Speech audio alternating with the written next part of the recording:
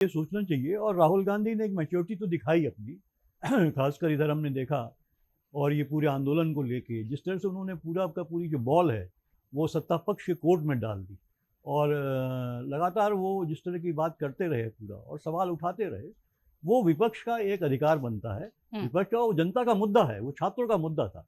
लेकिन हाँ, ये बात सही है कि जब लोग सीरियसली लेने लगते हैं, राहुल गांधी के मुझे लगता है एडवाइज़र कहीं कुछ हैं जो जिस तरह की बातें उनको बता देते हैं, और तो वो चीज़ें डाइल्यूट हो जाती है निश्चित रूप से। जो उन्होंने देखिए, प्रहसन तो एक अभिन्न अंग है अभिव्यक्ति का, जो है वो ऐसे तमाम तरीके हैं। प्रहसन ऐसे ही होता है। अच्छा। प्रहसन किस तरह का होता है, वो इसी तरह से होता है।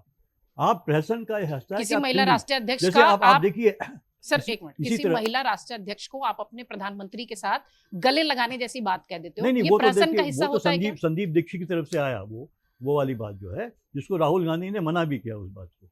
तो वो उन्होंने, राहुल गांधी ने ये बात नहीं की थी, संदीप दीक्षित ने ये बात कही जो। और ये कांग्रेस की खासियत है, राहुल गांधी की कोई भी कोशिश को कांग्रेस वाले खुद ही जो है, आप मणिशंकर अय्यर को देख लीजिए, उन्होंने भी ऐसा एक बार कर दिया था, डाइल्यूट कर देते हैं। संदीप दीक्षित ने इस तरह की बात नहीं कहनी चाहिए थी मेलोनी वाली, जो राहुल गांधी ने मना भी किया। खुद राहुल मुख्यमंत्री गांधी रही ने उसको डिनाई किया। आप इतनी सशक्त महिला रही, उन्होंने कहा मैं इस तरह की बात विश्वास नहीं करता, ये राहुल गांधी ने कहा इस बात को।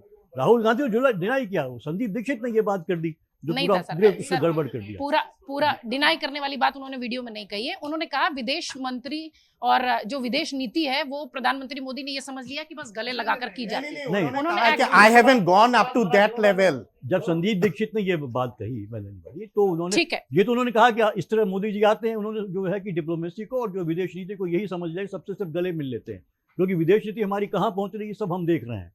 जिस तरह के मतलब हंसी हमारी खुद उड़ रही है तमाम देशों में मोदी जी को लेके, चाहे आप अमेरिका ले लीजिए, चाहे फ्रांस ले लीजिए, चाहे आप जर्मनी ले लीजिए, इटली ले लीजिए, छोटे छोटे देशों को ले लीजिए जहाँ मोदी जी गए थे।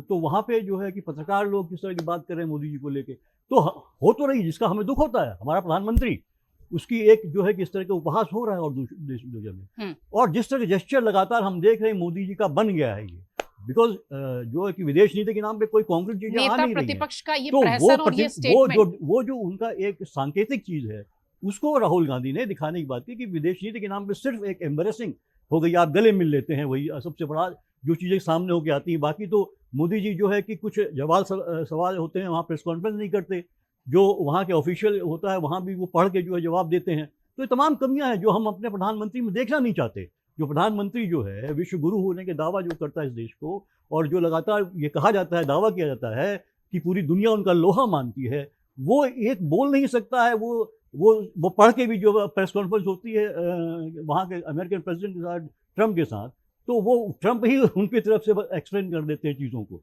और ट्रम्प ने क्या क्या नहीं कहा, क्या सवाल उठाए, क्या बीजेपी वालों ने विरोध किया इस बात का? नहीं किया। देश का अपमान किया ट्रम्प ने, लगातार किया है इस तरह के स्टेटमेंट देके, उसमें कहीं कोई नहीं होता है।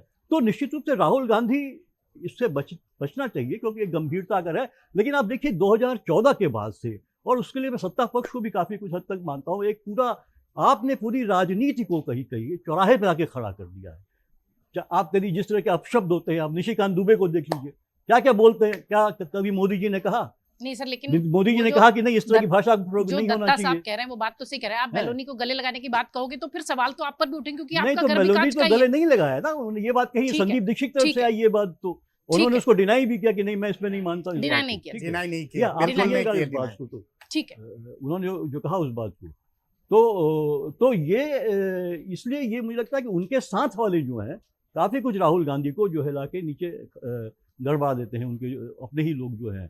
तो वहाँ पे थोड़ा सा उनको विजिलेंट रहने की ज़रूरत है, और निश्चित रूप से आपको देखना पड़ेगा। देखिए इस तरह का एक नैरेटिव बना दिया जाता है और पूरा।